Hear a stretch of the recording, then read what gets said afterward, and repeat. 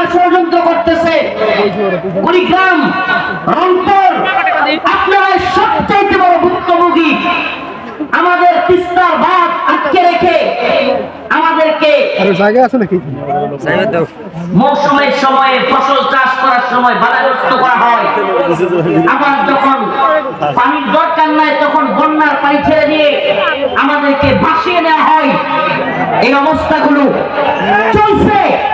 ও মুসলমান, আমরা যদি ঐক্যবদ্ধ হই, আমাদের হিস্সা, আমাদের যে অধিকার আমরা ইন্ডিয়া থেকে আদায় করতে পারবো। কিন্তু আমরা যদি বিচ্ছিন্ন হয়ে যাই, আমরা শিয়ালের খাবার, আমরা শিয়ালের খাবার হব। আর যদি ঐক্যবদ্ধ থাকতে পারি, আমরা আমাদের হিস্সা, আমাদের অধিকার ছিনিয়ে আনতে। এজন্য তো আমি বলি, হয়তো আমরা একসাথে শাহাদাত বরণ করবো, না হলে একসাথে স্বাধীন হব। আমরা দিল্লির গোলামি করতে রাজি নই।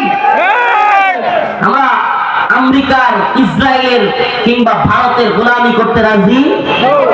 আমরা কার গোলাম? ফাইদা রাকিবু ফিল ফুলকি দাআল্লাহ মুখলিসিনা লাহুদ্দিন।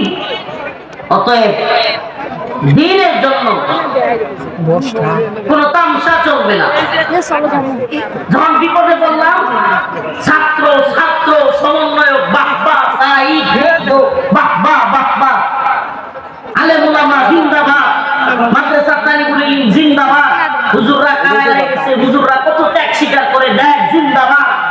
নিজেরা এসি রুমে বসে বসে হালুয়া রুটি খাও, আওয়ামী লীগের বাগবাটোয়ারা পকেটে নাও। আর এখন যখন কাঁচায় উঠে গেছে গা, এখন শুরু হয়ে গেছে গা আবার আলেম ওলামাদেরকে কুলতাসা করা, ছাত্রদেরকে কুলতাসা করা।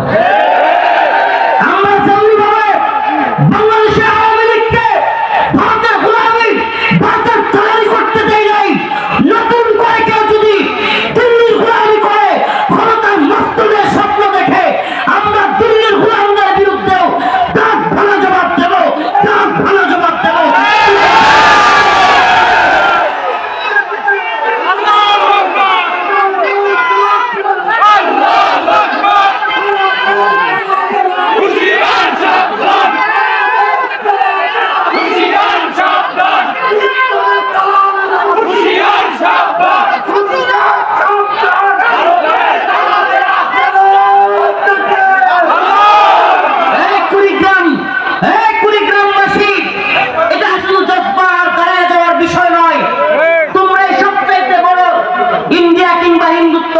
সবচাইতে বড় রুশানলে কষ্টের শিকার তোমরা, ভুক্তভোগী তোমরা, প্রিয় এলাকাবাসী আপনারা।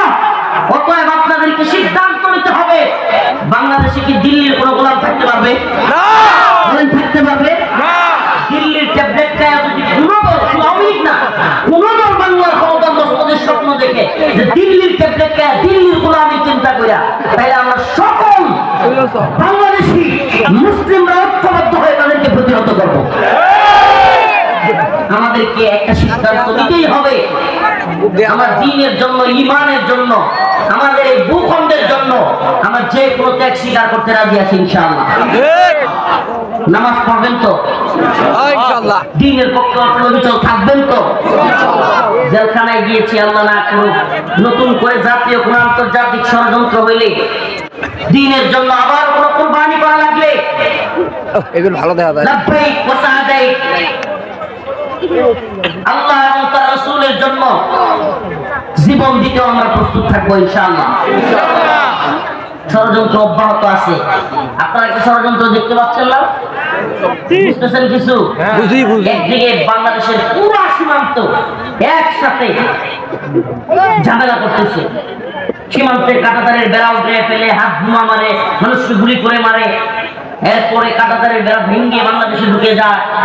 আরেকদিকে বাংলাদেশের রাজধানীতে সমন্বয়কদের উপর হামলা, বিভিন্ন দলে দলে রাগারাগি, আওয়ামী লীগকে নতুন করে বাংলাদেশে আনবার একটা নীল নকশা, এবং বাংলাদেশের মানুষকে গোলামির জিঞ্জিরে আবার আবদ্ধ করা।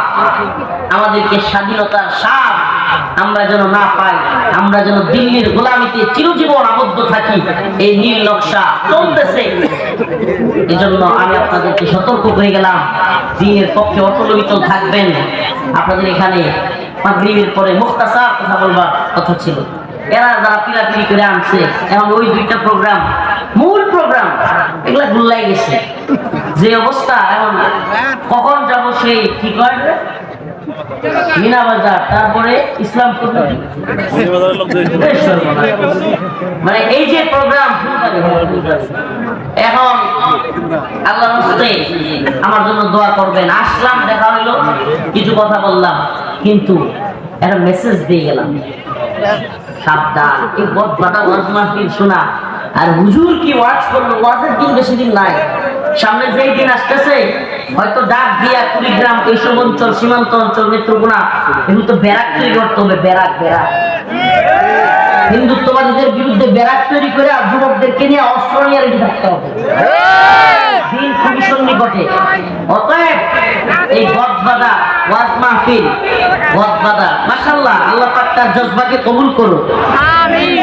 এই জন্য বলি বদবাদা চিন্তা চেতনা থেকে একটু বের হয়ে আসে। এই উম্মার যুবকেরা, হে প্রিয় যুব সমাজ, দুনিয়া রঙিন স্বপ্ন দেখা বাদ দাও, দুনিয়া রঙিন চিন্তা ভাবনা করা বাদ দাও। তোমার সামনে, আমার সামনে যদি তোমার মাকে, আমার বোনকে, তোমার বোনকে ধর্ষণ করে, এর চাইতে বড় ট্রাজেডি, এর চাইতে বড় নৃশংসতা 10,000 মা বোনকে দর্শন করেছে হিন্দুত্ববাদী প্রশাসন। কাশ্মীরে 10,000-এর উপরে মা বোনকে দর্শন করেছে। আল্লাহ না করুক সে অবস্থা যদি আমরা আমাদের দেশে না চাই। বিধ্বস্ত চৌচির ভূস্বর্গ কাশ্মীর জ্বলে পড়ে তিলে তিলে হলো ছাই। প্রতিবেশী বাংলায় কোথাও আজ কি হয়, রুখে দাঁড়াবার মতো কেউ নাই, কেউ নাই, জিহাদে যাবার মতো কেউ নাই।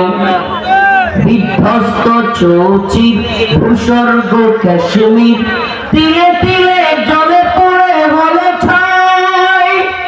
প্রতিবেশী বাংলায় কোথাও আজ কি হয়, রুখে দাঁড়াবার মতো কেউ নাই, কেউ নাই, জিহাদে যাবার মতো কেউ নাই।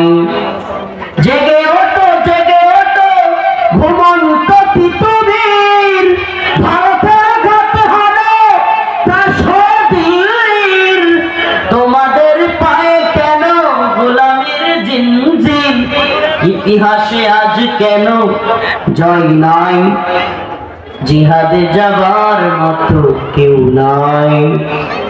আল্লাহ পাক আমাদের সবাইকে হিন্দুত্ববাদী ভারতের বিরুদ্ধে ওয়াজতুল হিন্দে শরীক হওয়ার তৌফিক দান করুক, বলেন আমিন। নামাজ ছাড়বেন, কথা বলবেন, ফজরের নামাজ আল্লাহ পাক সকলকে আদায় করার তৌফিক দান করুন।